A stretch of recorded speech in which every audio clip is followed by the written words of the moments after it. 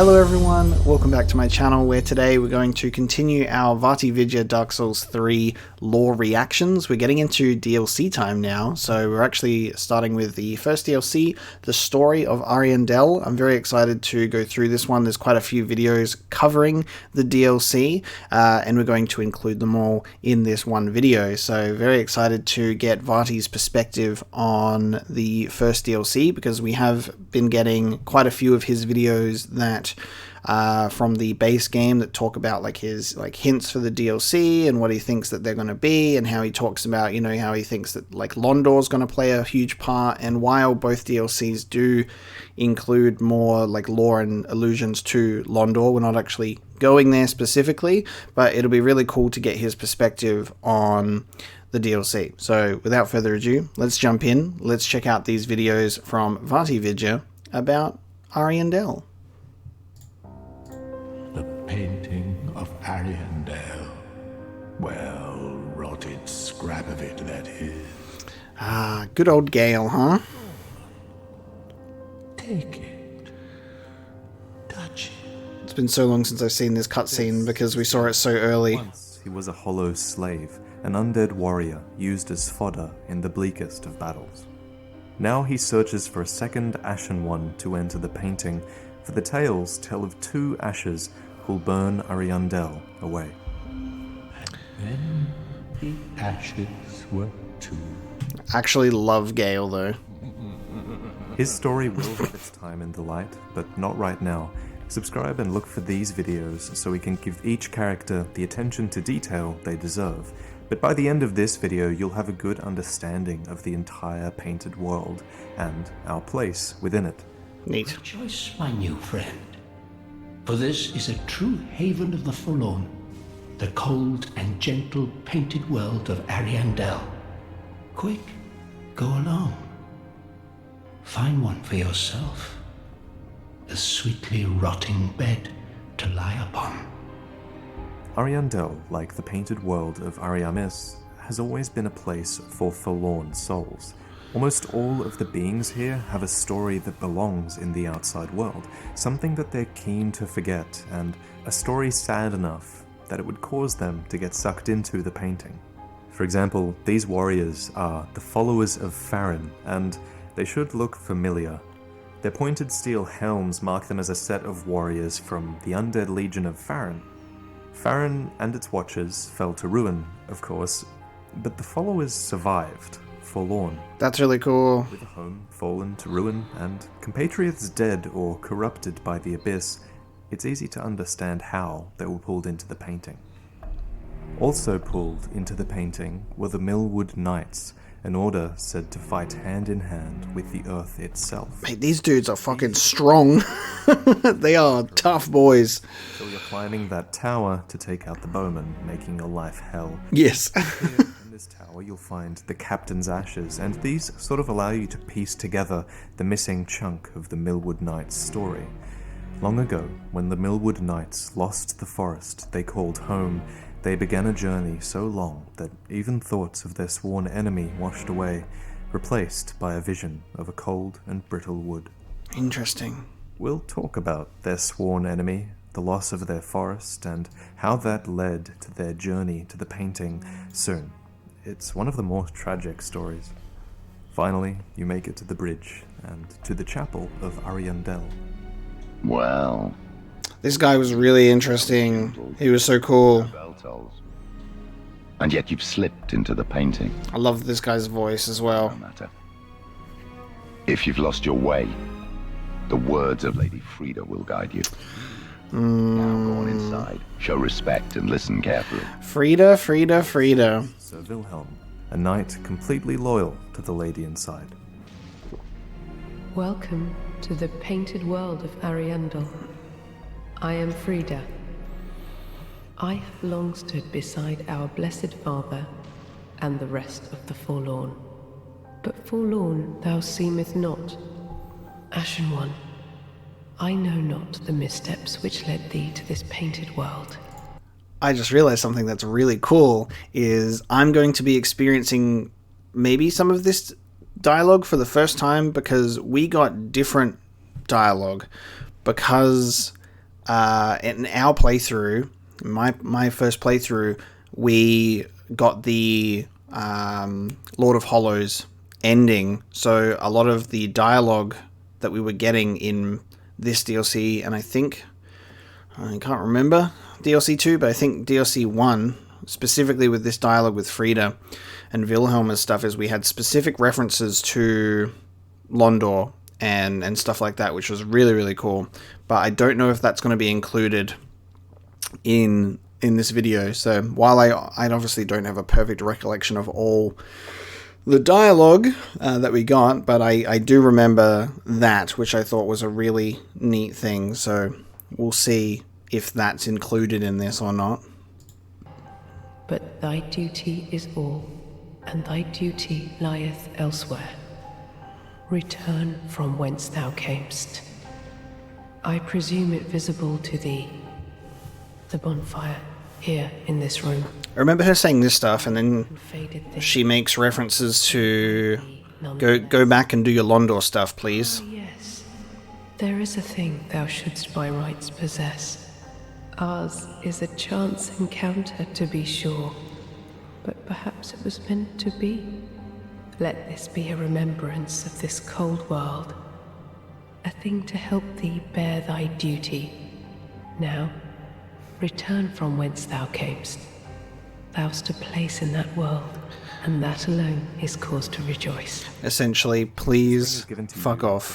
This ring was never meant to grace Frieda's hand. Get out of my frozen world. And its frost as well. It became her home.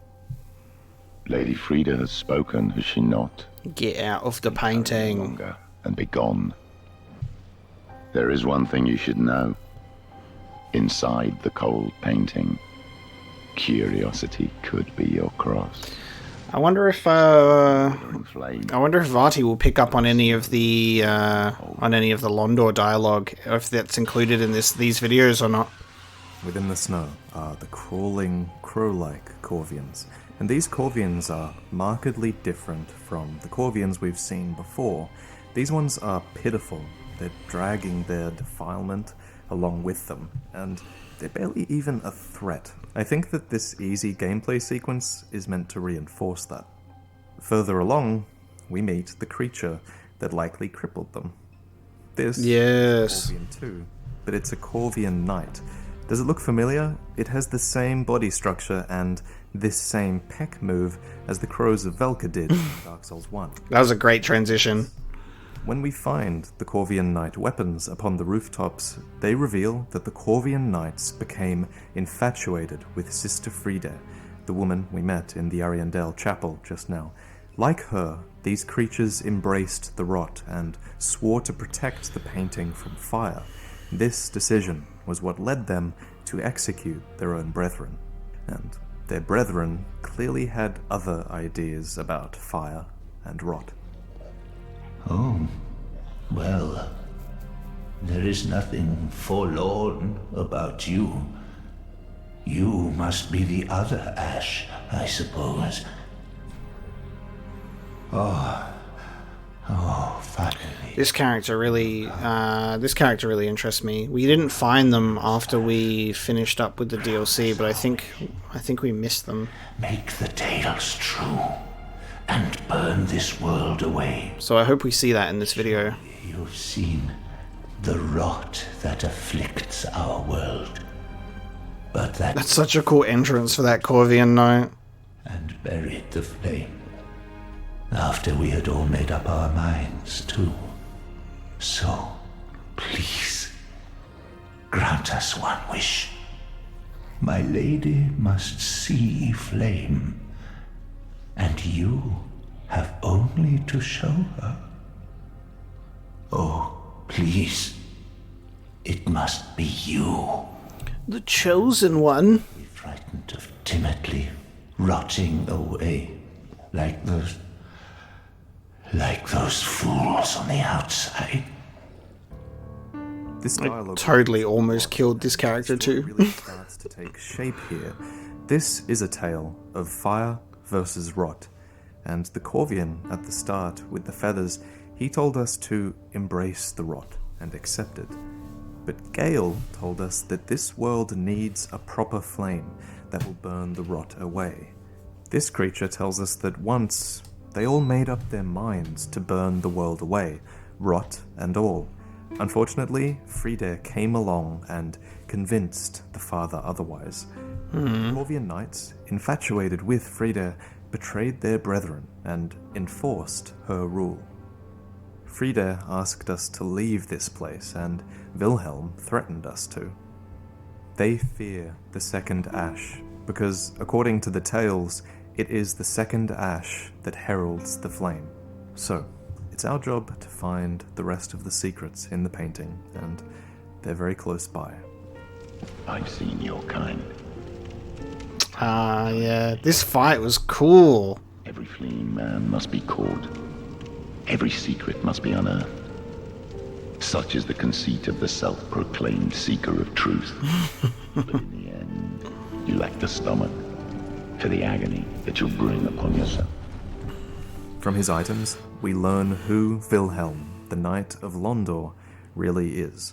So he served the 3 sisters who founded the Sable Church. And before this video, we only knew about 2 of these sisters.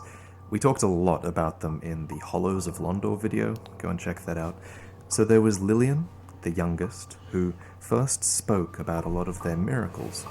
There was Uriah, the second eldest, who guides us to become a Lord of Hollows in the base game, and now we know the identity of the 3rd sister, the eldest, Elfriede. Vilhelm. I forgot about this fact as well in the previous video, unfortunately, because like my brain was getting confused because of like what he was talking about in his like current experience before the DLC in the video was like, oh, we don't know who this is, and my brain was like totally forgetting about the DLC stuff as well. And then a couple of you guys pointed out, you're like, we know who the other sister is, mate. It's in the DLC, which you played, dummy. And I was like, yeah, that does make sense, doesn't it? Unfortunately, certain details will slip, but I think I have a pretty decent recollection of most of it. And then there are like the points where it like gets into the deep lore stuff when it talks about all of these like, you know, ties and establishments and churches and relatives and all that kind of stuff that can slip your mind quite easily. But now we're in the DLC, I can be refreshed by our Lord and Savior, VaatiVidya. Swore an oath that I have failed you. The Onyx Blade. The contraption key leads to the attic of the archive. Long ago, Sir Vilhelm led a white-haired woman up here and kept this key as if it were his... The unnamed woman. I feel the scent of ash upon me. Who everybody in the world thinks is painting the world of Bloodborne, right? That seems to be the unanimous opinion that the woman's painting is painting Yharnam, Thanks to thee. which I think is really, really cool. I'll head off to paint. I promised Uncle Gael I would. It's an awesome speculation. What she's doing here, and it's almost like she's scraping a dent in the table out of some compulsion to paint, maybe? We'll hear more from the white-haired girl later. Did you notice this? Entrenched in the snow is a bell that looks really similar to the one in Firelink, albeit with slightly different engravings. Our Firelink bell... Actually, it's the bell in Elden Ring with the giant turtle-looking ass thing. Fire. And think about this. In a way, this world craves fire too, just like the world outside, and this world has a bell as well. The tales tell of a second ash that will come and bring fire to the painting. Considering Vilhelm and Frieda don't want fire, it's logical that they wouldn't want no bell ringing either. And this explains why Vilhelm is surprised you made it here, even though there is no bell. True. No bell tolls. And yet you've slipped into the painting. Curious, right? So I think that's why the bell is entrenched.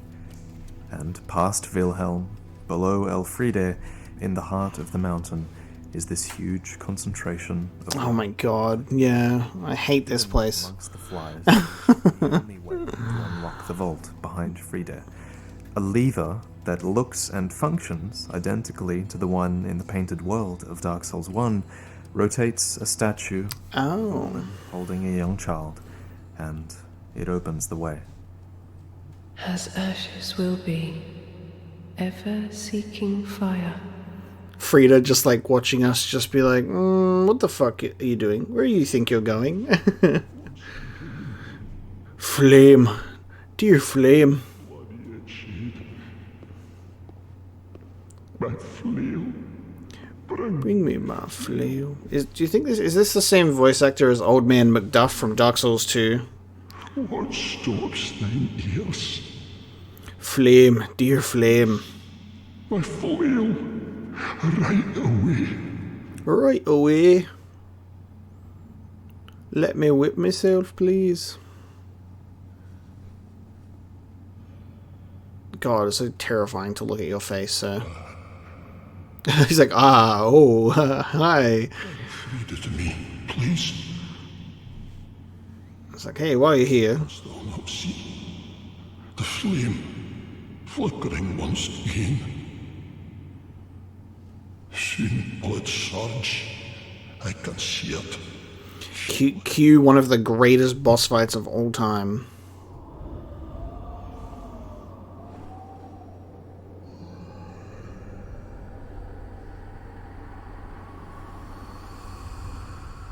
Fret not, Father. We have no need of thy flail. 'Tis only the flame quivering at misguided ash. The true final boss of any Souls game. But thine eyes. Feet.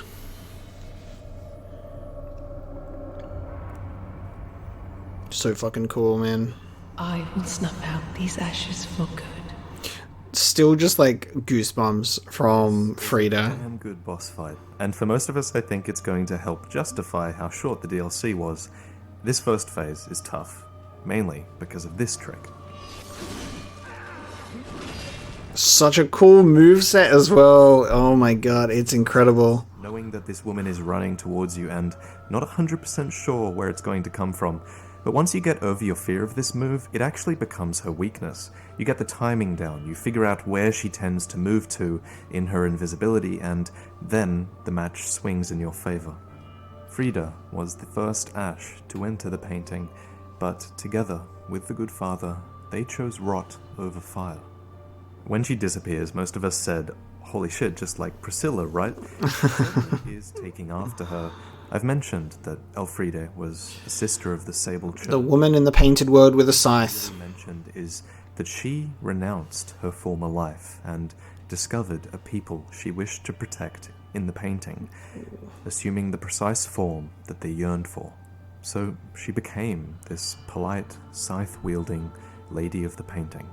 But Elfriede isn't a half-dragon crossbreed like Priscilla was. She's unkindled ash. And as such, she's supposed to seek flame, but instead... Watching Vaati almost die. In order to suppress the flame, the father shreds his own skin. That's why he asks for his flail at the start of the fight. It's his blood that appeases the flame, for, I quote, "The painting was painted with blood, and only blood can protect the secret." The painting was painted with blood. Elfriede manipulated the father into doing this, he's completely dependent upon her now and Fuck, man. take her away from him. This is one of my favorite video game moments, for sure. Like, just the cinematic quality of Sister Frieda entering this room, the whole boss fight sequence, the surprise third phase, like this fucking crazy madman of a father just smashing his goddamn pot on the floor while you're trying to avoid his rampage while you fight against the elegance of Frieda. This is just such an insane fight and part of the game. Like, oh my god, this is nuts. Boom, baby.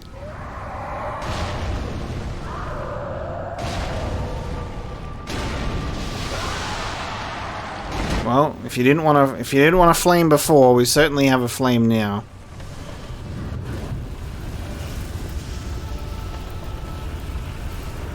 Rise and shine, Frieda.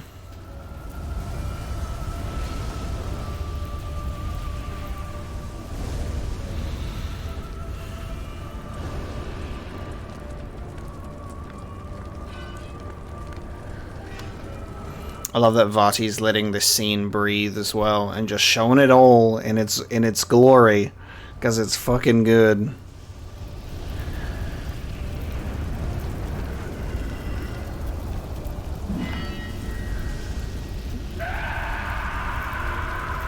Frieda would fit in Bloodborne really well, I think. I think like this fight would fit, even the both of them.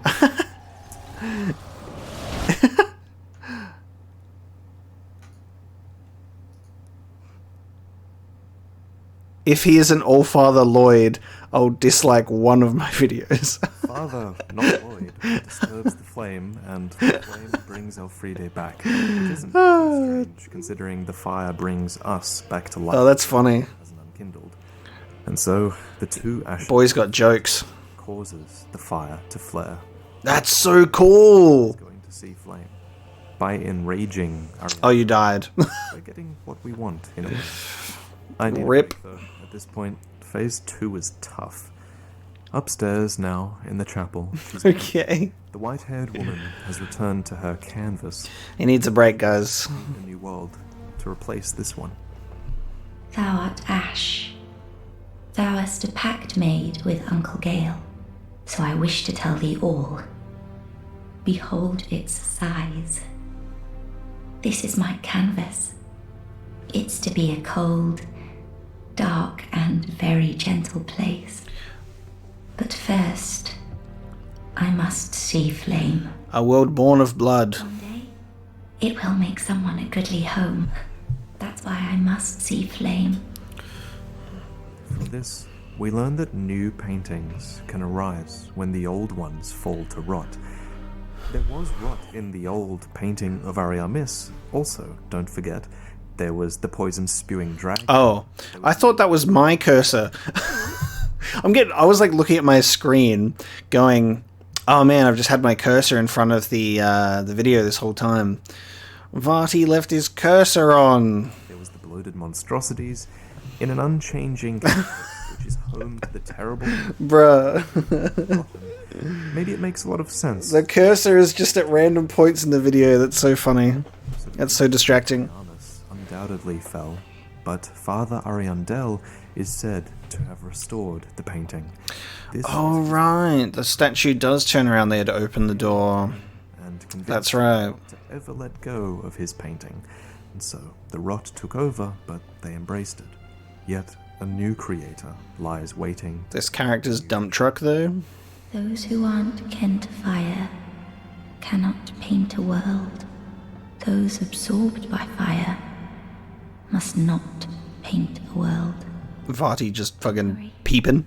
I haven't forgotten, Mother.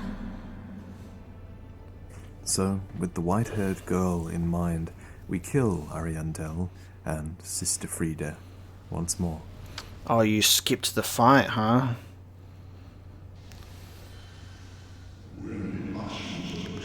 Surprise third phase, bitch. So fucking cool, man.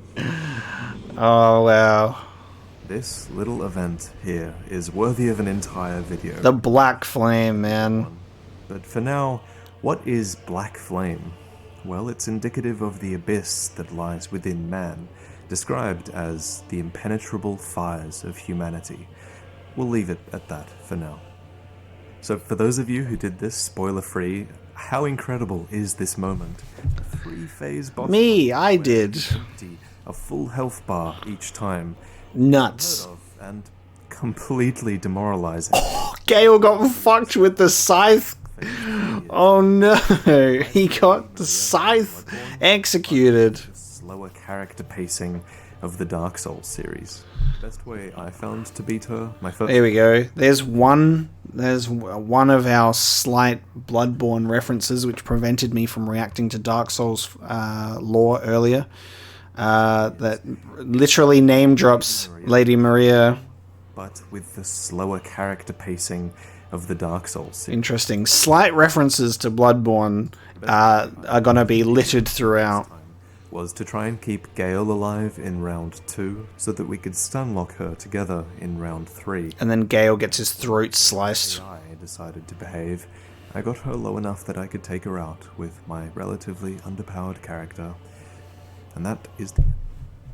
When we finish, we come face to face with a human with a snake. Oh my god, please tell me about this. This DLC has a lot Because of curiosities. what the fuck is this still? I don't know. Make this channel the place to explore them. But there's no curiosity more curious than this piece of dialogue we receive at the end. Thank you for watching. My thanks, Ashen One. I can almost see the flame. Soon, Uncle Gael will bring me the pigment. I wonder if he has found it. The dark soul of man. Find out next time on Dark Souls 3, The Ringed City. Awesome. That was the first video, which is the story of Ariandel, which is a fantastic video. That was so good, and it really reminded me of just how much I enjoyed that moment, those scenes, that specific boss fight. It's definitely such a huge highlight of the series as a whole, not just the game itself, but the entire series. Three-phase fight, especially with that shocking black flame reveal as well. So cool. We're going to jump into the next video in the Ariandel series. Obviously, it'll be one of the 3 videos that Vaati hinted at the beginning of this video. We'll jump into that one now and just work our way through everything Ariandel. Alright, we're on the next video now, the followers of Farron. The Abyss. In this DLC, we're going to have to confront what it is and how little we know about it. But what do we know? Well, the Abyss manifests in a multitude of ways, which is a point acknowledged by the Follower Torch, which says that some forms of the Abyss manifest as pus in the body. This manifestation is called the pus of man, but it can also manifest as black flame. Hardcore pimples, dude. Fires of humanity, as human desire drawn towards life, or as a tale of human suffering applied to a blade. That's cool. Whether it's pus, sorcery, pyromancy, or a miracle, the Abyss always borders on humanity. That's the one constant. Pus class win. It's a more disturbed form of dark. A good parallel is how chaos is simply a more disturbed form of the flame. And finally, the Abyss is either a part of you, or you're fighting against it. And in the case of the followers of Farron, they were the latter. If your kingdom became infected by the Abyss, then you could expect the undead legion of Farron at your doorstep, clearly recognizable by their pointed steel helms. The legion were a caravan of undead warriors who took upon the legacy left by Artorius the Abyss Walker, and vowed to eradicate the Abyss wherever it was found. We've talked about Farron's undead legion before, actually, in great depth, and back then, we thought we knew what type of warriors served in this traveling army. There were the Abyss Watchers, who were the elite fighters, and likely the vanguard, taking the front lines. There were the Acolytes, these sorcerers of the Legion, and there were the Watchdogs, who looked after Farron Keep itself, while the troops went out fighting. But the final piece of the puzzle, and one we didn't know about until now, bringing up the rear guard of the traveling army, were the followers of Farron, warriors who were left behind when Farron and its watchers fell to ruin. So I wonder if he'll touch on. I wonder if Vaati will touch on the screaming trees. That's what I want to know. Tell me about screaming trees. What's the deal there? Behind when Farron and its watchers fell to ruin. So the role of the followers was to do just that, to follow behind the caravan of roaming undead as hollows who hunted their compatriots taken by the Abyss. Once a warrior of Farron fell to the Abyss, the tall, lean followers quietly appeared in groups to take them down. They would attack with this technique that was honed to face men, because those yet to lose their human aspect, of course, were the most commonly tainted. So we see this fighting style honed to face men in our fights with them. The followers fight you as they used to fight their own compatriots who were infected by the abyss. They surround you. The shield bearers sprint to place their shield in your face, while those behind spit fire. Fire is said to have been effective against the abyss since ancient times, and it's only natural that the followers would have their torches double as a weapon. On a final command, the followers would hurl their spears at their fallen foe to give the retired warrior this honorable send-off. Here's an honorable send-off. We're gonna yeet some spears right through your body. With the culture of the Legion that we've come to expect, look back at their homeland. There's an entire part Glimpse of one of the saddest cutscenes ever. Who are devoted to, and I quote, defend the sanctity of sleeping warriors. And there are multiple battlegrounds as well, where there's these respectful scenes of swords thrust into the earth. And they're massive swords too. They're huge. It's done for Artorias, it's something done in their homeland, and it's something performed by the followers of Farron. We'll never get over how beautiful a sword graveyard looks. Which indicates how they ended up forlorn and in the painted world of Ariandel. I quote, Farron and its watchers fell to ruin, but the followers survived as a wandering pack of hollows. This shows, once more, that undead can continue to perform tasks, even after they hollow. They're not completely mindless, and I hope we learn more about this if we visit Londor. So, the followers outlived their fellow warriors, and instead of being a part of the ruins of Farron Keep, they continued wandering.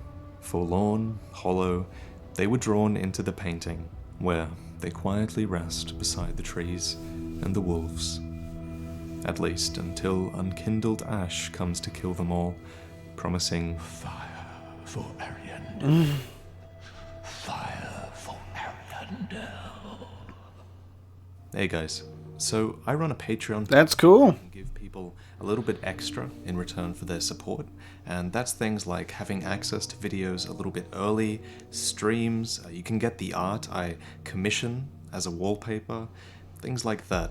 So if that sounds interesting, check out the Patreon page. It's made all of this possible, really, over the last few years. But regardless of that, thank you so much for watching, and I'll see you in the next one. Lovely. That's beautiful. So the followers of Farron, I really like these because they're rounded off as quick little get 'em, which is just here's your little tidbit of the followers of Farron, and we'll move on to the next thing. So let's get into the next one, which I think is the Millwood Knights. To be forlorn is to despair, to be alone without purpose. These are the souls drawn into the painting, to the cold, gentle world of Ariandel. Ah yes, Mr. Explosive Arrows. Frieda, they lost faith in their duty, and some, like the followers, simply outlived that duty. And others, like the Millwood Knights we'll be talking about in this video, had their duty and their home taken from them. Millwood is a land of primitive earth worship, and its fabled knights were known to fight hand in hand with the earth itself. This hammer, for example, with its head of naturally formed stone and an attack that rips the earth up from under you, is symbolic of that relationship. This was such a tough dude to fight. Knights, who we disturb in the painting, would actually be more accurately called high priests. Many of their heavy bronze weapons, for example, actually have a modest faith requirement, and they were normally used in sacred rites, not battle. It's actually so cool. The blades of these weapons, like the battle axe, is this symbol of the ethereal oak, a sacred tree which is clearly at the heart of their civilization. This tree appears on their weaponry, on their capes, on their shields, and even their helmets are adorned with antlers believed to grow from the blessed beast of the ethereal oak. The symbol just looks so Middle-earth to me. Horns, I think that would be a kind of stag. Strange, right? It's a very curious tree from all descriptions, and it also appears to be a very bountiful tree, considering they cut from it the horns for their helmets, and maybe even the wood for their shields. And I'm very confident that the ethereal oak is actually a spirit tree, as they're described in other item descriptions. For the word Note, this isn't actually the ethereal oak, but this is a tree that will help you visualize a tree. Otherworldly. Thanks. Things of dreams. In all the games, spirit trees are actually some of the kindest beings in the series, for with every new spirit tree mentioned, we learn a little bit more about them. In Dark Souls 2, for example, a spirit tree was said to have turned itself into a shield to protect a small, frightened child. Oh. In the Sunken Kingdom, we found one that this thing. the weapons you hit it with. And even in the undead settlement, the curse-rotted Greatwood consumed the curses of the townsfolk at its own sacrifice. Oh. Very selfless, noble beings, considering all the sacrifices they go through. And That's actually really cool information about spirit trees. so bountiful that an entire society was built around it. That's fascinating, actually. Of course, according to the Millwood armor, when the fabled Millwood forest was discovered, it was a vacant ruin. The only thing left was the ethereal oak, stood rotting. It's said that arranged around the rotting ethereal oak, around the basis of their civilization, were the belongings of the Millwood Knights, and they were arranged neatly on the ground. Yet, despite the ruin and the rotting tree, no corpses were found. And I believe the reason the description mentions that no corpses were found is because the knights themselves, their being, not necessarily their belongings, were drawn into the painting. But we'll get to that. So, what caused this? What or who caused their forest to be brought to ruin? Well, we find an answer in the Millwood great bows, which were crafted and wielded by the knights so that they could face their sworn enemy. This sworn enemy was, and I quote, the Abyss Dragon. Ooh. The closest thing we have to an Abyss Dragon, in my opinion, in Souls lore, is the Black Dragon Calamite, which is an ancient dragon that spews abyss-tainted flame and is known as the bringer of calamity. Medir! For an Abyss Dragon who brought ruin to the Millwood Forest, I think that Calamite, the calamitous dragon, certainly fits the bill, don't you? I think it's quite interesting that something that I guess Vaati pulls from is he goes, oh, there's this like lore thread or this thing, and we need to relate it to something that currently exists. We'll see what other things have been considered here, but now with our hindsight, we'd be like, yeah, he's probably talking about Medir, if we're linking it to Dark Souls 3 and like the lore and stuff, that Medir would have been responsible. That's definitely an Abyss Dragon that's in the same game. Considered some other things. I considered the Pus of Man because it resembles a dragon. Okay. But there are multiple Pus of Man, and they already have a name, and it's not Abyss Dragon. There's also Karth, a primordial serpent, and serpents are known as imperfect dragons, and he's an imperfect dragon who resides in the Abyss. However, he doesn't really fit either. The Millwood Knights created great bows to take down this creature, and, it makes a great degree of sense to think that they would craft great bows to shoot down. It could be a dragon that doesn't yet exist and might be in the next DLC, who knows? Has already happened. But I do love the theory crafting about linking Calamite from Dark Souls 1 to long ago. Dark Souls 3 Sort of repeat and taking out the Millwood. in the same sense that so many other scenarios are repeated in Dark Souls 3. But regardless, right, whoever this dragon was, even if it isn't Calamite, it would seem that their great bows, they weren't enough to take this thing down.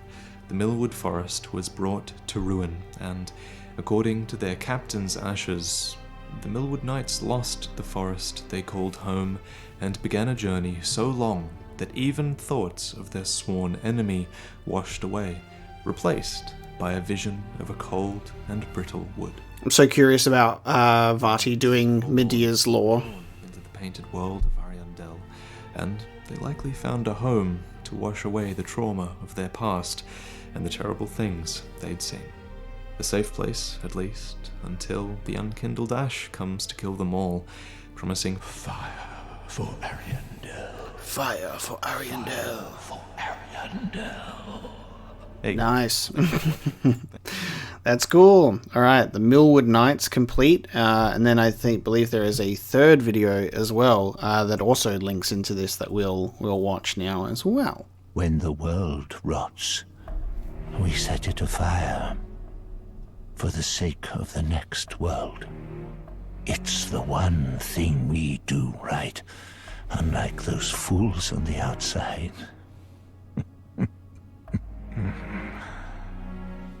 The painted world is an allegory for the outside. It's a mirror we hold up to reveal the truth, even if things are a little backwards. Oh, that's cool. He used seeing the source from a Miyazaki interview and pulling that in to reinforce your lore videos is also really, really cool. Think of what this corvian just said. When the world rots, we set it afire for the sake of the next world. A parallel to this is linking the fire at the end of the game, which is very similar in concept to the fire that burns down the painting. The linking of the fire chases away the darkness, just like the fire of Ariandel burns away the rot. Both worlds have this tradition of setting themselves aflame to rekindle a cycle of rebirth. However, consider this next line. The corvian also says, "It's the one thing we do right, unlike those fools on the outside." And that's strange, right?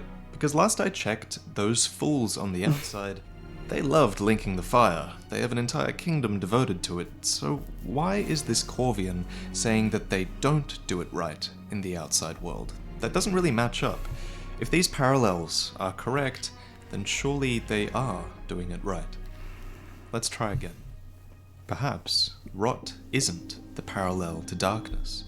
It could make more sense, instead, for rot to be representative of the never-ending cycle of light and dark, representative of stagnation.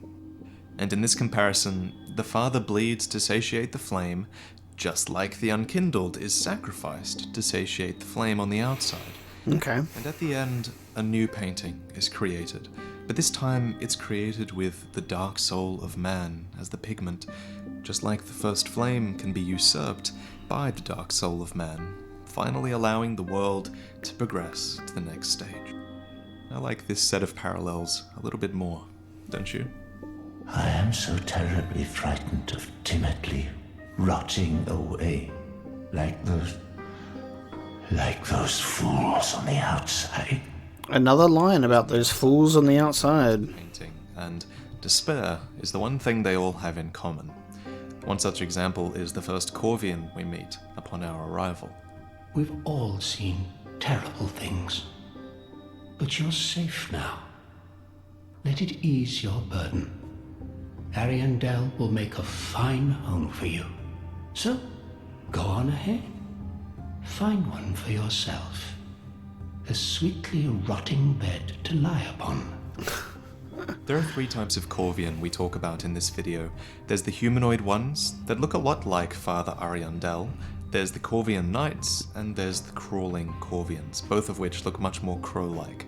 But the name corvian is probably derived from the Latin word If the crows from Bloodborne grew arms and legs. These black feathers are what they all have in common. We get no real clue as to the origins of the humanoid corvians. I'm loving this Dark Souls 3 Solaire cosplay with the Nameless King's weapon. That's actually fucking great. The crows of Velka. So this developer says The power of the sun in the palm of your hand. I think that they were humans who wanted to fly so badly that they sprouted wings, but rather than their skeletons evolving over time, they instead twisted their limbs into unnatural positions, forcing their bodies into a bird-like shape, and that's how I've always imagined them. It really reminded me of the contortions they pulled to grow wings. These humanoid corvians, they're described as having bodies, souls, and weapons that are tainted through and through. Well, they certainly look it. With no place to go. So it makes sense that they'd find their way into the painted world, and they rejoice upon finding a new home here. What sets them apart, though, is that these are the only creatures that listen to tales of the painted world told on the outside by their storytellers. We know that Forlorn can be pulled into the painted world, and we've talked about 2 cases of that already, and we know it's possible for some beings inside to leave also. So are these corvians how the rot got into the painting, or are they how the rot gets out? Is there a deeper meaning to their storytellers who go out into the world and guide more corvians into the painting by telling stories of the painted world? There's a few theories that could spawn from this maybe, but one thing is certain. They worship their mistress of the painted world, Frieda, the first Ash to enter. That they do. They're not the only ones. This is a Corvian Knight, a killing machine that is functionally identical to those Crows of Velka that you saw in Dark Souls 1's painted world. And the only piece of information that we have about those Crows of Velka is a little excerpt from the design works of Dark Souls 1. In a response to a question about the Crow Demons, Miyazaki says, "I always thought of the painted world as somewhere where things go to escape, and the Birdmen are no different. They were originally designed as worshippers of the goddess Velka, whose bodies were warped by their devotion. I think this obsession makes them really interesting characters. So from the very beginning, these creatures were envisioned as having bodies warped by devotion. And it's impossible to know if Miyazaki still thinks of them as worshippers of Velka, but at the very least, we know that he, at some level, thinks of Velka as related to crows. And in this painted world, the devotion of these crow-like figures is directed at another female deific form, Frieda. Their weapons tell us that in their infatuation with Sister Frieda, the Corvian Knights swore to protect the painting from fire, and to this end took to the execution of their own brethren. You saw their brethren before. This is so cool. This is really good stuff. Barely alive, and they were crawling through the mud, rotting, wandering, and kept in perpetual terror by the Such good camera work as well, showing this happening as well. It's one of the few sane members of these sad crows who tells us what happened here. Oh, finally, you have come. Oh, wondrous Ash, grant us our wish. Make the tales true, and burn this world away. My lady must see flame, and you have only to show her. You are Ash, are you not? Is it not fire that you seek? Surely you have seen the rot that afflicts our world, but that which fooled the good father and buried the flame, after we had all made up our minds too. We can learn a lot from these little pieces of dialogue. First, this one. Surely you have seen the rot that afflicts our world, but that which fooled the good father and buried the flame, after we had all made up our minds too. So this tells us that the Corvians made the decision to burn down their world for the sake of the next painting to come. This shows that they're very aware of the nature of their own world, and they were rather central to the decision-making here, even on decent terms with the good father, as they call him.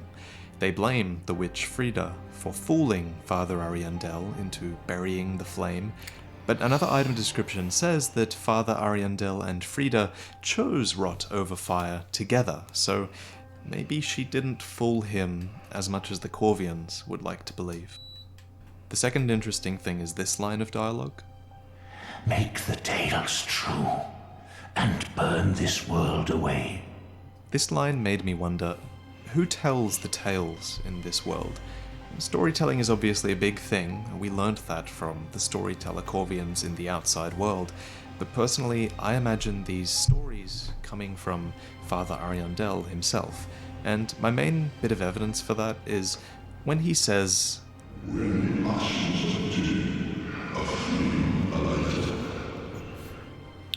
notice how there's quotation marks around this phrase, and shortly afterwards he says,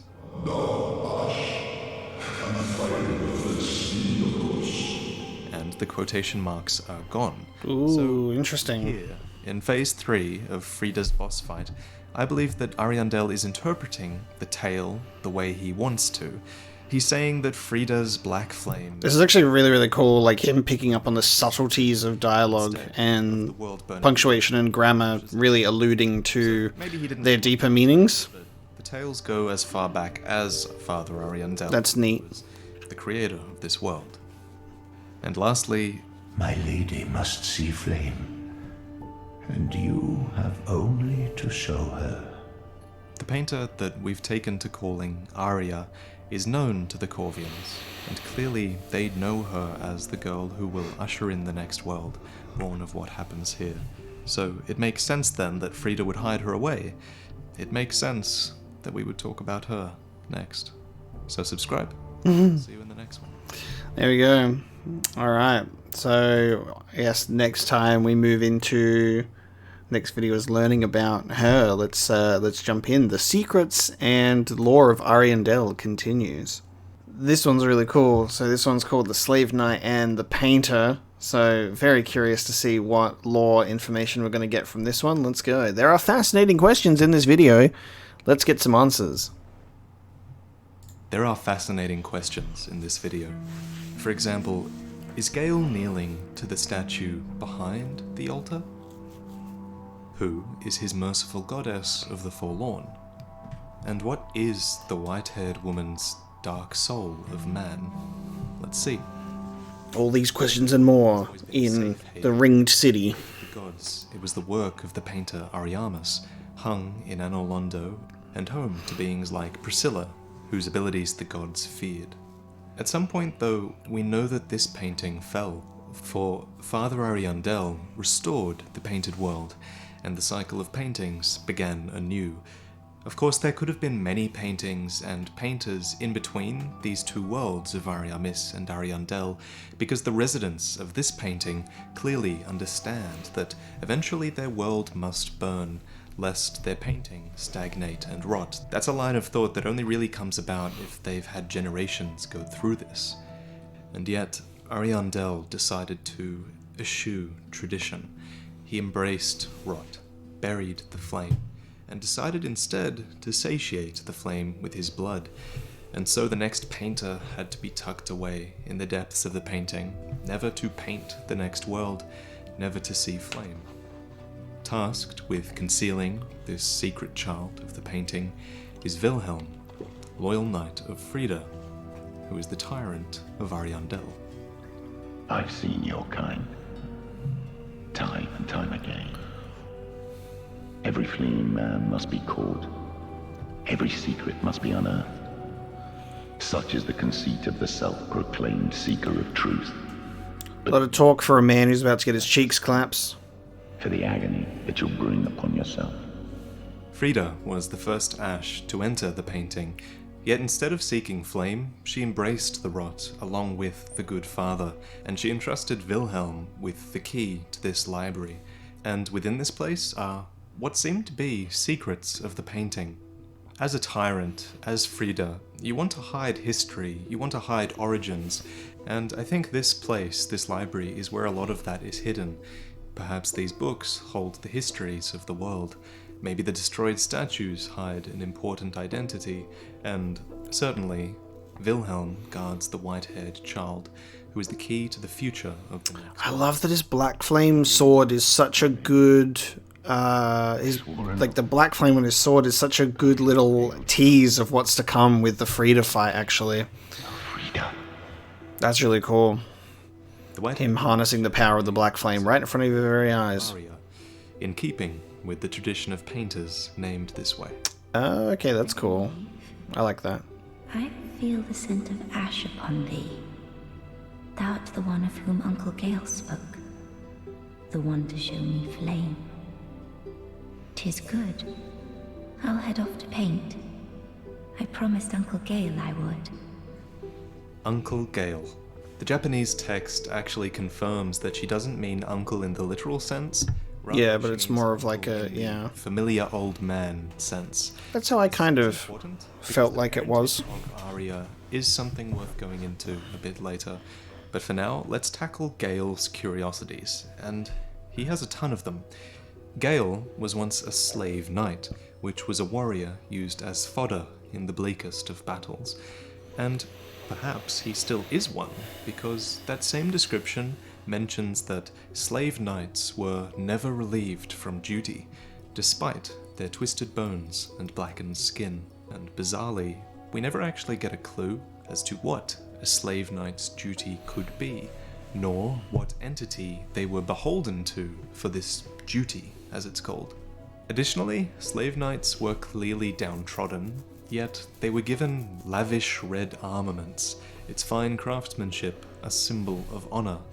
So See, it's like slave knights are already go through so much shit, and Gael has just gone through so much more shit. Time, and one of the oldest undead in the series. And this is a thought that's reinforced by the miracle that he alone wields. That line holds true. White miracle, a white discus which slices through foes and is so shit Especially that with- people forgot about it. Left by the gods was still deep. Miracles of the way. It's going to be so much more relevant in Ringed City, though, in terms of his age.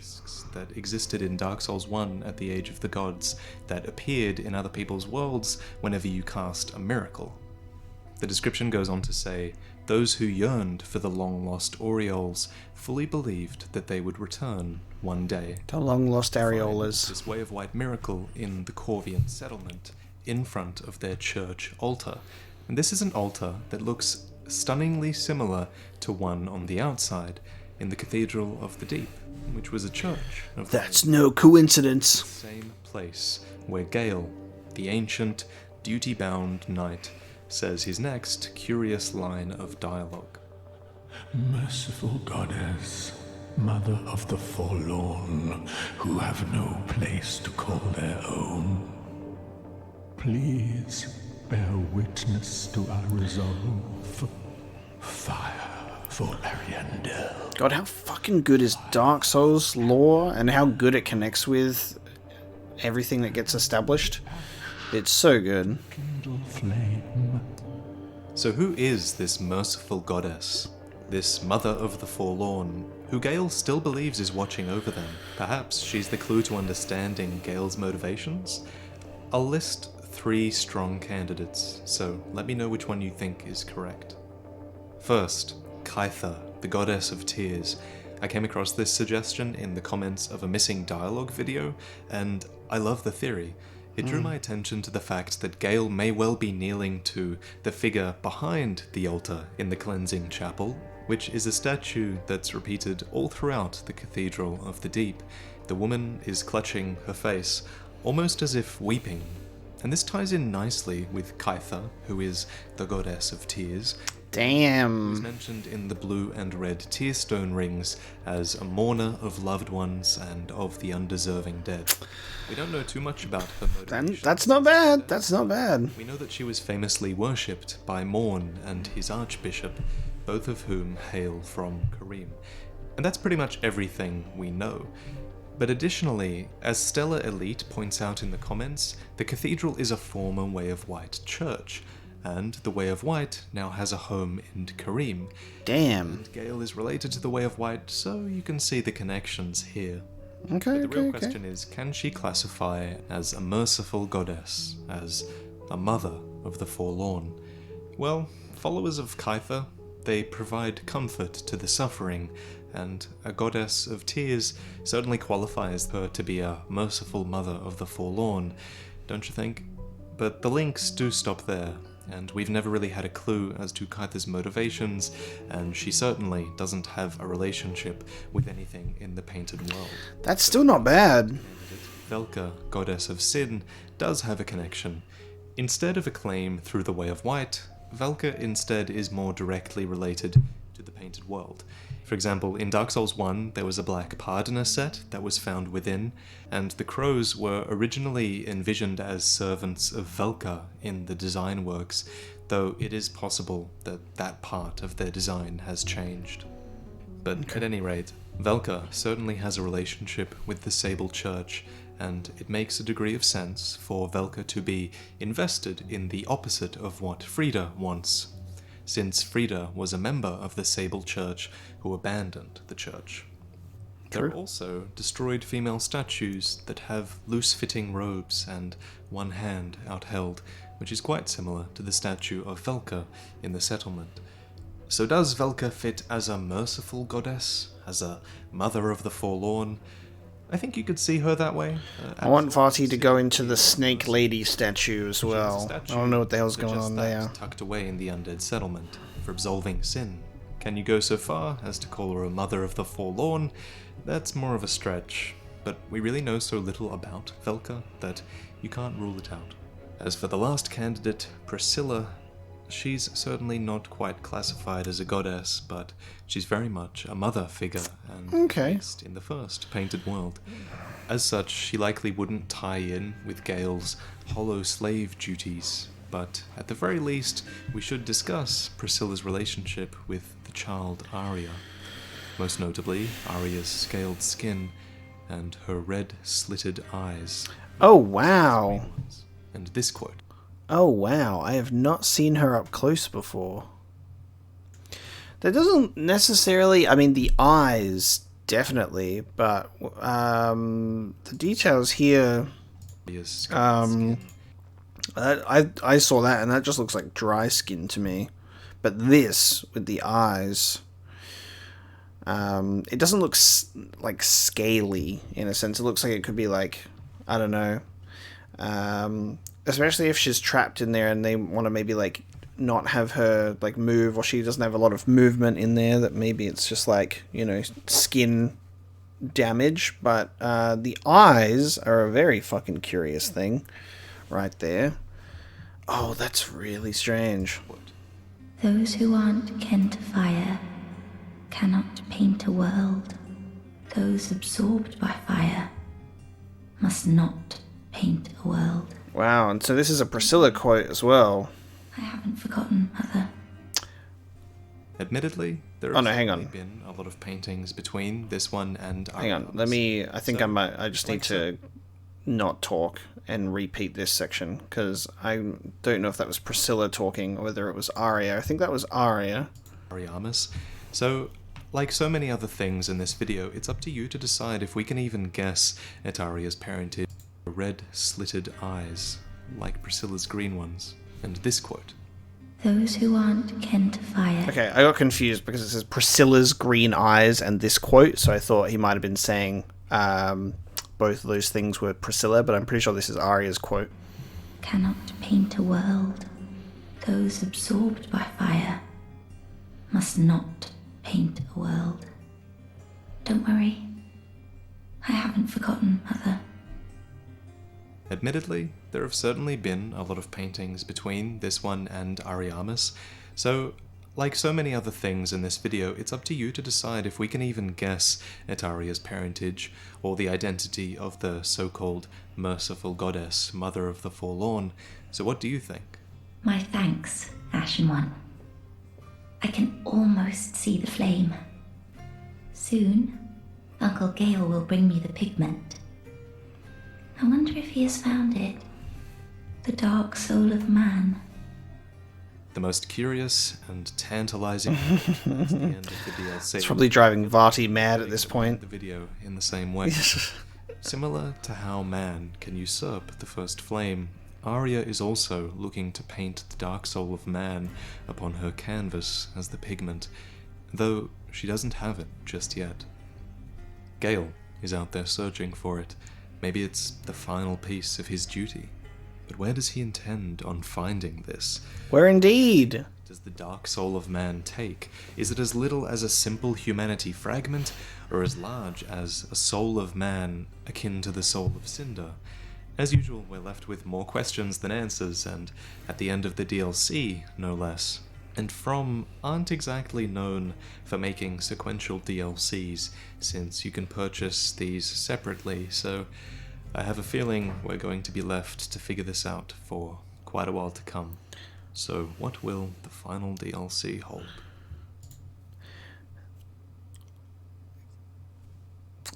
I wonder what it will be, guys. I have no idea. We certainly haven't checked that out already. I'm very curious to see what happens once he gets to the Ring DLC lore and delves into that. That's going to be really neat. That episode in general, really, really good stuff. I'm like, Gael is one of my favorite boss fights ever. It was just so incredible, and diving into the lore of it, especially when we get to the Ring City, it's going to be so much fun for me. So let's get into the next Ariandel video, but we can still look forward to the Ring City reactions, which will come shortly as well. Our lord and liege, 'twas the soul of my sister. Of the 3 sisters who founded the Sable Church, Frieda was the eldest and their leader. Together with the Hollows of Londor, they fought to usurp the first flame for Hollow Kind, and you, of course, were part of that in one of the endings. But before you came along, it appeared that there was another who tried to usurp the flame, but failed. This is so weird to see. Why they put Frieda in the fight with the Soul of Cinder? What? Who would abandon Londor? Oh, that's so interesting. Unkindled ash, in Miyazaki's own words, are undead who failed to link the flame. And in the opening cutscene, I personally think that we see the Soul of Cinder dragging and cremating one of those failures, one of those undead that failed to take him on and turned into ash. And these are failures that can rise again when the link of fire is threatened. Mods that show bosses fighting against other bosses is actually fascinating. Seeing Frieda go up against the Soul of Cinder. Herself from the church. I guess it's a cosplay though. Actually, hang on. That would make much more sense. So it's possible that she found this place in her despair. Literally seeing the cosplay done so perfectly, I actually thought that they just modded her into the game. A poor wench turned to ash. Yeah, okay. In one of the endings. My first thought seeing this was literally just like, oh wow, they've like modded her into the game to do the walk, but then I forget that Vaati likes to cosplay the characters to an incredible detail. So that's actually really sweet. Herself from the church. Don't forget, we know that you need to be very forlorn to find this painted world, so it's possible that she found this place in her despair. And when she arrived, she didn't sit meekly by like so many other creatures in this place. No, instead, she decided that this was a world and a people that she wished to protect. For this world really is a reflection of the outside, and as a result, it was a chance for her to take a truly different path. On the outside, the fire fades, and a great sacrifice triggers the rebirth of this world. And on the inside, in the painting falls to rot, and its residents set it aflame to put an end to the rot, painting a new world for themselves just after this happens. Both places have a cycle of rebirth, and on the outside, Frieda died attempting to break that cycle and usurp the flame. And after her failure, she fights for the exact opposite fate within the painting. She renounced everything, and she fights to keep things the way they are now, to embrace the rot, the stagnation, the stasis, to force her version of kindness upon the residents of the painting. How this came to pass I know not, but take heed. Kindness can wear upon one's principles. And beyond the gate, which looks like it was broken inwards, as if someone forced their way in, is Father Ariandel, restorer of the painted world, or what's become of him anyway. I see flame. Flame fluttering once again. Give me my flail. Not enough blood yet shed. My flail. Oh, this is so weird. My flail. Just walking through the room without To him fondly as the good father. without it being a fight. There's a close relationship between the two of them. I have a feeling they don't think he can do any wrong, because they say this. But that witch fooled the good father and buried the flame. After we had all made up our minds, too. That witch fooled the good father. On the other hand, Frieda's soul says that together with the good father, they chose rot over flame. So, did Ariandel betray the world he painted, or was he bewitched, as the Corvians would like to believe? And so began this terrible partnership. Frieda watches over the father, who, strapped to his chair, flails himself to produce blood to protect their secret. And the secret is the flame that they buried. After all, Ariandel knew that their world was painted with blood, and he knew that only blood could appease the flame. It's rather the same on the outside as well. Ours is the blood that keeps the fire alive. It's our sacrifice, and I think they're trying to make a point here about that. Just outside, Frieda sits, waiting, guarding. Lord of Hollows, I know not the missteps which led thee to this painted world, but This is the Lord of Hollows duty. dialogue. Yeah, nice. Sweep all thought of us from thy mind, Yeah. as thy kind always have. It is said that when the ashes are two, a flame will alight.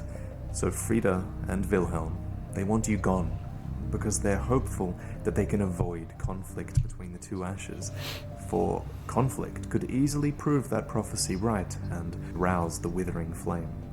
Vilhelm stands further out, and he's likely the person that Uriah says stood by Elfrieda till the end in the shadows cast by fire.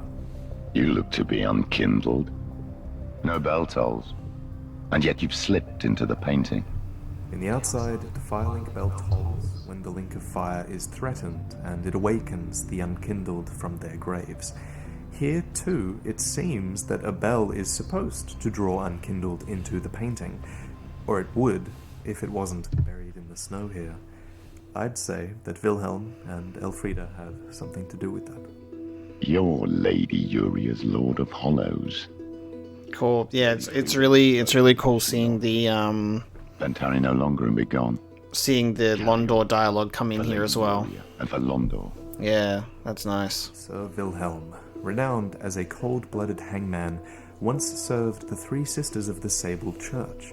He was, however, particularly loyal to the eldest. And yet, the time came when Elfrieda bade him farewell. She gave him the onyx blade, this black twisted sword that could enwreath itself with black flame, which is the flame that smolders within Elfrieda. It is a weapon that's very personal to her, and this gift says a lot. Most curiously though, the item description says that this sword was a farewell gift, the acceptance of which signified Wilhelm's resignation from Elfrieda's service. And that's weird, because in the painting, it seems as if he's still in her service, right? Correct. I take Yeah. this line to mean that he was relieved of service to Elfrieda's Sable Church, not to Elfrieda in particular. But even after she failed to usurp the flame, if that is indeed what happened, he remains loyal. So loyal that even Uriah asks us to remember his name. So loyal that he would guard the white-haired woman with his life and defend her against all intruders. Man's committed. Time and time again. Every fleeing man must be caught. The third time that we get to hear this dialogue from him. Such is the conceit of the self. Strong enough to have it all, But in too weak to take it. the stomach, for the agony that you'll bring upon yourself. Let's talk about Frieda's boss fight. The boss fights in Souls that feature resurrection, I reckon they're the most fitting in the series, since our character has that ability to come back and kill them multiple times, so why can't they do that too? Lorien and Lothric, the Abyss Watchers, and now Frieda, who is resurrected twice by the fire, and the second time, when the father falls, he utters,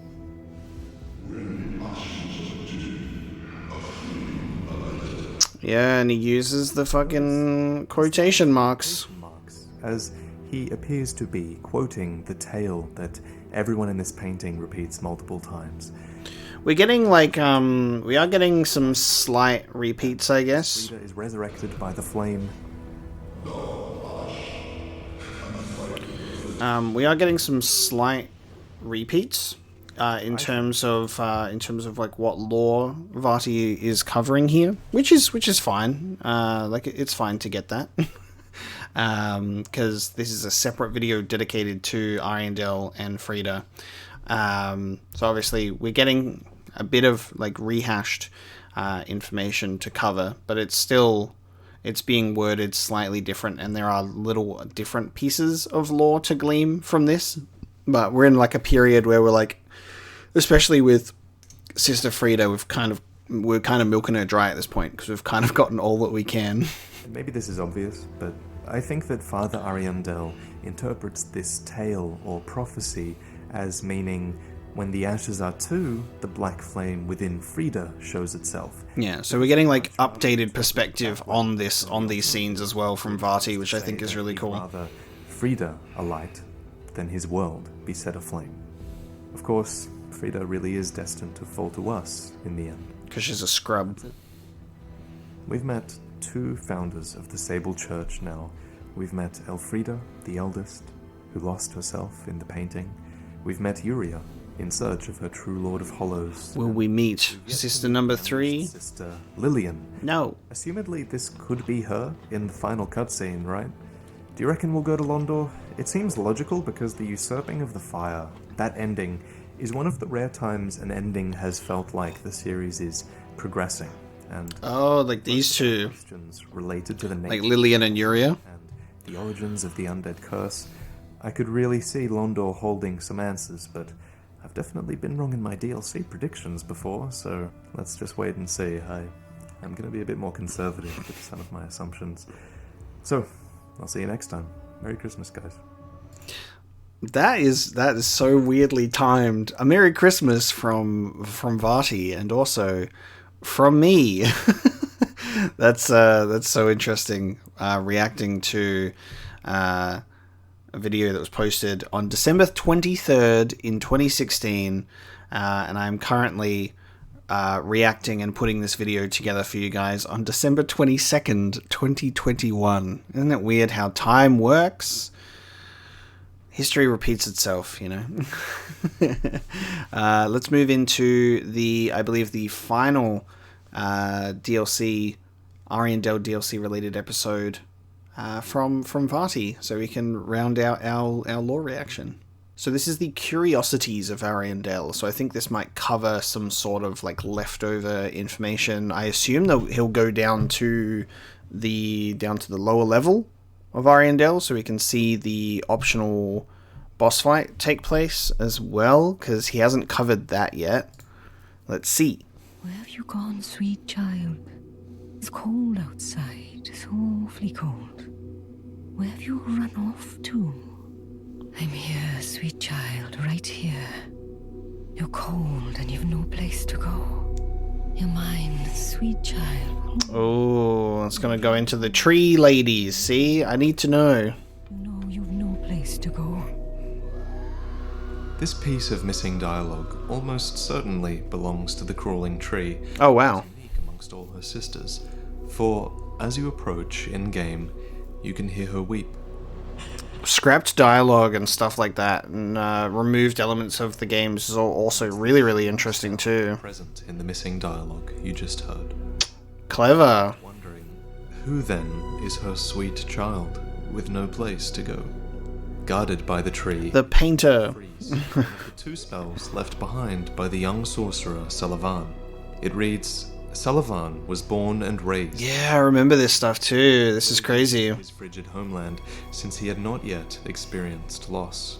This references his birth, his upbringing, and all that next to a tree that talks about a sweet child who has disappeared. Of course, it doesn't all add up. It doesn't make sense that the tree is outside, yet talks about it being cold outside. It doesn't make sense that items say Sulyvahn has no place to go, yet the tree tells him to run home.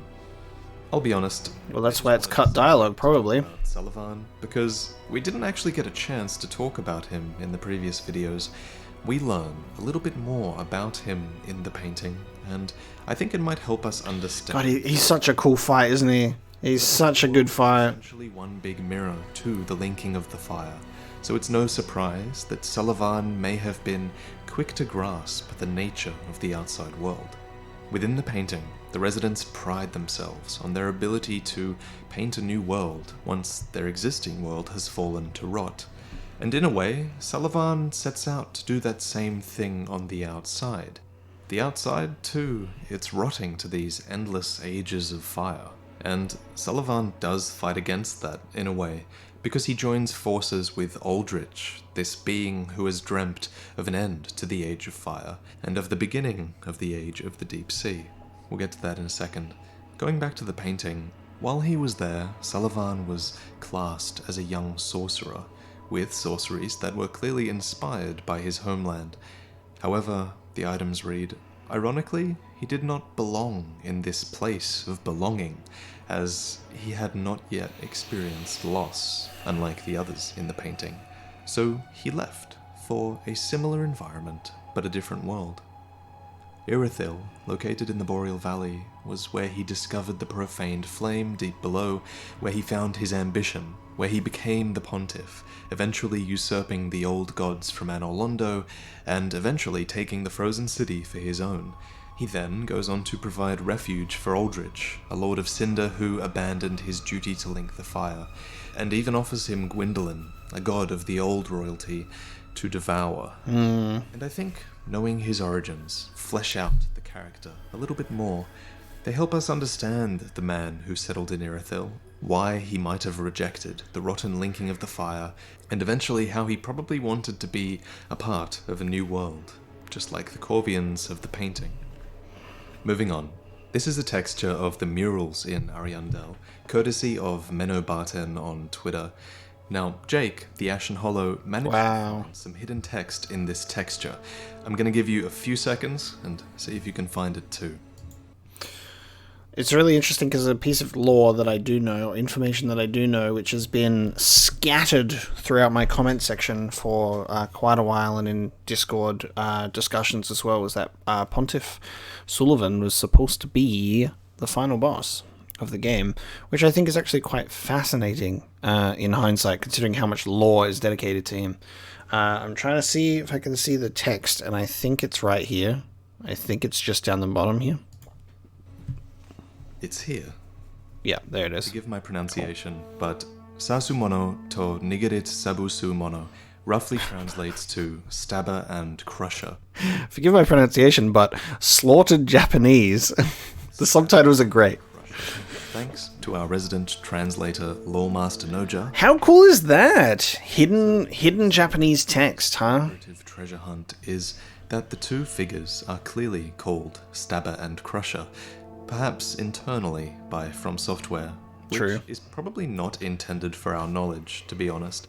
You'd think it's just their name, but it reveals that the act of stabbing and crushing might be an important part of the mural. Gotta dig deep for all that good lore information. What they're stabbing and what they're crushing is alive, which is very significant because it essentially confirms to me that the two white things are most likely snakes, as you guys suggested in an earlier video, because why would you stab or crush something that's not living, right? Plus, there are two entwined serpents engraved upon the doors to the chapel. So, three questions arise for me. What are the snakes? Who are the figures? And why are they stabbing and crushing the snakes? This is incredible because this is something that I never even saw or noticed before. I love the environmental storytelling of Dark Souls, and especially in Dark Souls 3, the worlds are absolutely gorgeous. And there's so much detail to be picked up. And Frampt, who both represented a side of linking the fire in Dark Souls 1. Frampt pushed you to sacrifice yourself for the flame, and Karth wanted you to watch it die. He wanted you to usher in the next stage of man. And these two snakes... Oh, it's right there. they're Wild. always entwined somehow, just like the two on the door. And it does make some sense for these two serpents to be represented in Ariandel, for this is the DLC where Miyazaki has... That's probably why I didn't notice it, because it gets like crashed from another and destroyed, doesn't it? Now, who are the figures, both of whom are fairly feminine? I'd like to say that they're the two other sisters of the Sable Church, Frieda being the third. But as we've already seen two other sisters, and we know that their masks don't look anything like this, that assumption definitely comes with some contradictions. So I personally think that, as of yet, they are unmentioned characters in the game. Their defining characteristics are, one has a straight, thin sword, another has an embered arm reaching down to the snakes coming from the dark, who are likely the primordial serpents. Hollows, enwreathed in flame, reach out towards them for help, perhaps, in this pose that is so familiar to other praying hollows in the game. That's true, yes. These are primordial serpents. That makes these two characters huge by comparison, and probably powerful too. And the third question, why are they stabbing and crushing the snakes? Well, if we assume that the snakes are carved for snake soup, might represent animosity for the linking of the fire, which is something that both Karth and Frampt represent in a way, as each serpent pushes you to either link the fire or usurp it.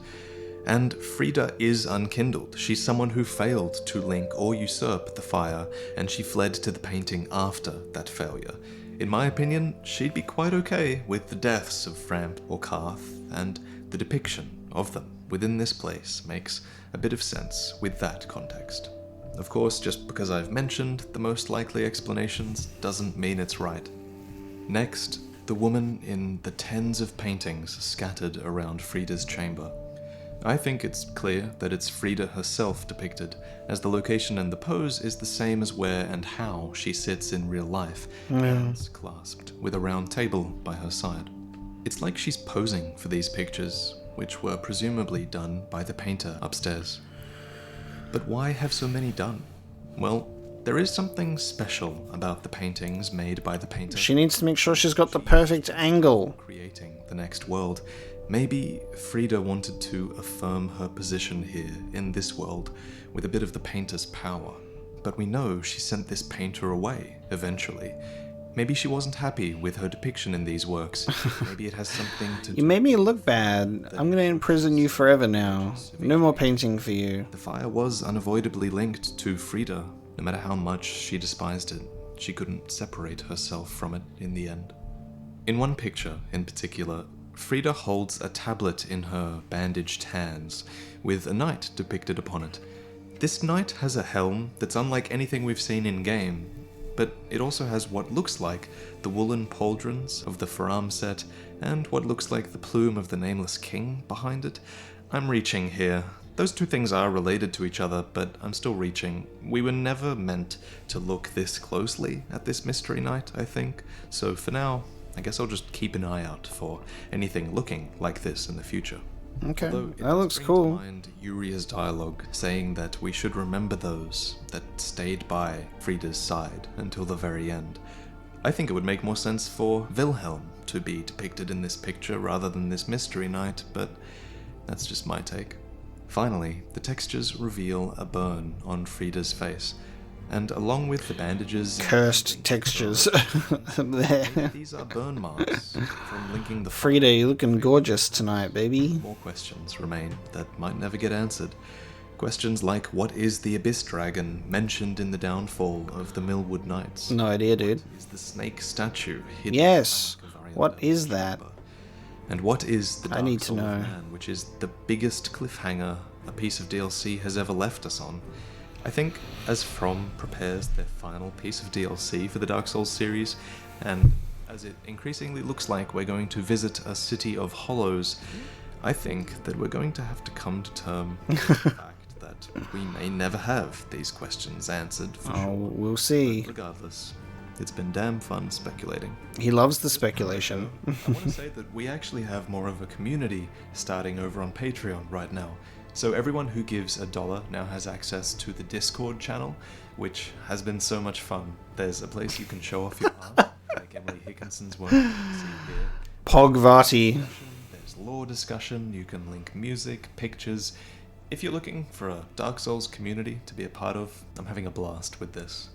And I'm adding a few more perks too, so $5 patrons can now be polled to help me decide what direction to take the channel. And I've even started to upload the notes that I make my videos based off, which are for Beacon patrons. These notes have color-coded research on dialogue, item descriptions, environments, and basically if you want access to the rough, unedited core of my videos, then this tier might be interesting to you. But thank you for supporting me, whether you're a patron or you're not a patron, it's all good. Thank you for watching this, and I'll see you next time. Perfect. And there we go, guys. Thank you so much for tuning in to this reaction of VaatiVidya's covering of the Ariandel DLC. A lot of cool stuff in here.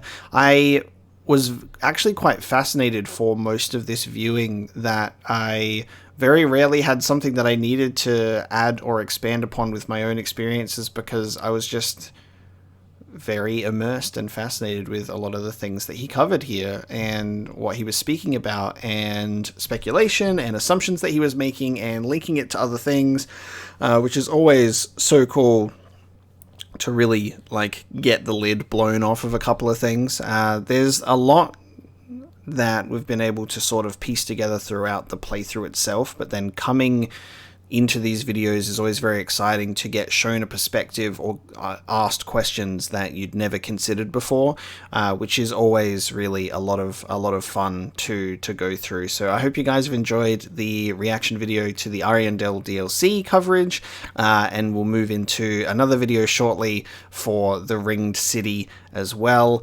and then there will be the Prepare to Cry videos for Dark Souls 3 as well. So I'll be trying to get those videos out to you guys soon as well.